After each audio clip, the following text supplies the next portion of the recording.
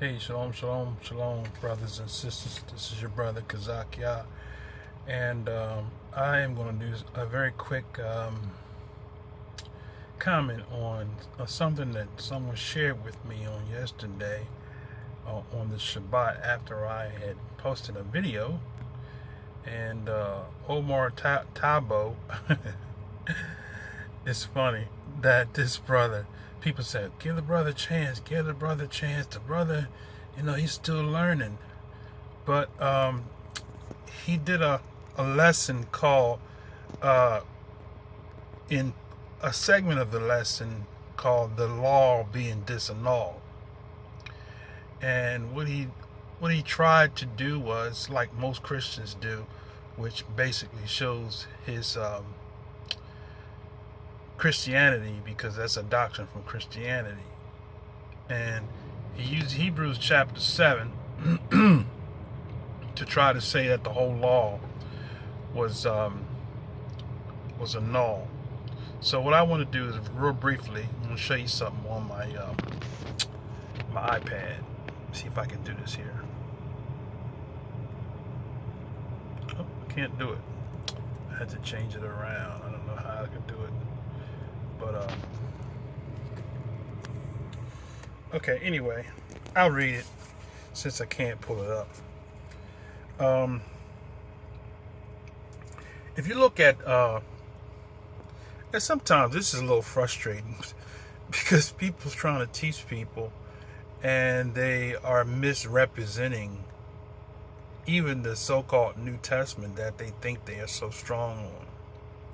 But I just want to point out, he read the 18th verse of Hebrews, which says, "For there is verily a disannulling of the commandment, going before for the weakness and for the unprofitableness thereof." So he read that as if to say that the whole law is done, and we're under a new covenant, and everything, the 10 Commandments, the cleanly laws, all of that is been disannulled, or has been canceled, or has been abolished, okay, or just done away with, for the simple fact of expressing it. But now, if you look at the verse before that, or actually 2 verses before that, it actually makes clarity as far as to what law he's talking about that is disannulled or canceled, or for the sake of, let me just do this here so we can get a clarity. Okay, first I want to point to you what he's talking about, what the writer of Hebrews is talking about, whoever that may be. In verse 16, Hebrews 7:16 says, "Who is made not after the law of carnal." Let me read 15 first. 15 says, "And it is yet far more evident, for that after the similitude of Melchizedek," it's not Melchizedek, that's not how you say the name, it's Melchizedek, it's a Hebrew name, "there ariseth another priest." Then verse 16 says, "Who is made not after the law of carnal commandment, but after the power of the endless life." So now, if we look at that word carnal, it gives you a clue, and not only does it give you a clue, but it actually explains to you what he's talking about. So if you have a Strong's Concordance, and I'm sure you do, Omar, if you look at the word for carnal, it says it's the word sarkikos in the Greek.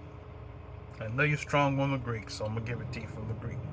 Sarkikos, which it says from 45:61, it says pertaining to flesh, right? Pertaining to flesh, that is by extension bodily, temporal, or by implication animal, right? Or unregenerate. So in other words, what he's talking about is the sacrificial animals. Okay? Now, any Hebrew knows that the blood of bulls and goats never was designed to take away the sins of man. We know that. That's Hebrew Israelite 101. Okay? The blood of bulls and goats was never, and we can read that in the Tanakh, in the book of the law, right? But the blood of bulls and goats was never intended.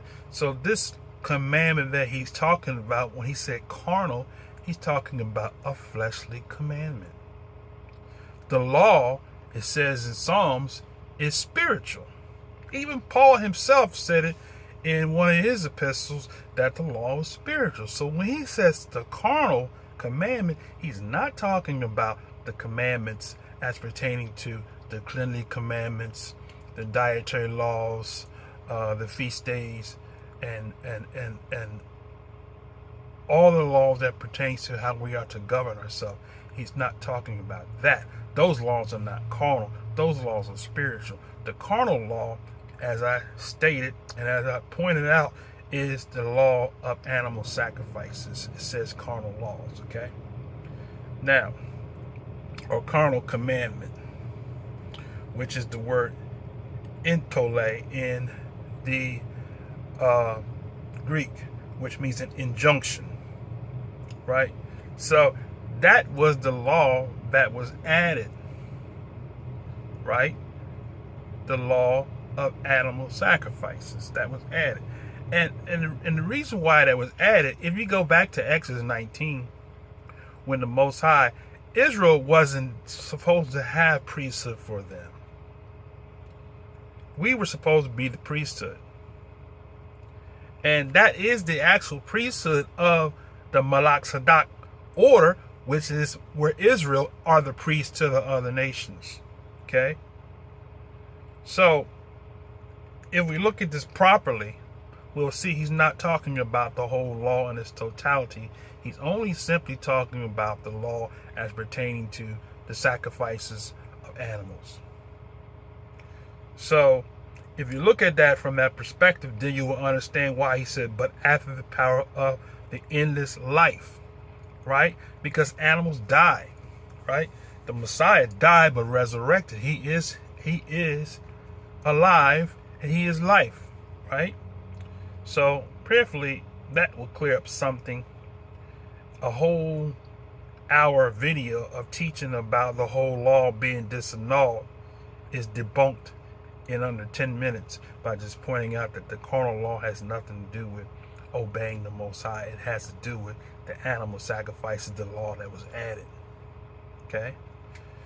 That's all I got. Shalom, shalom, shalom.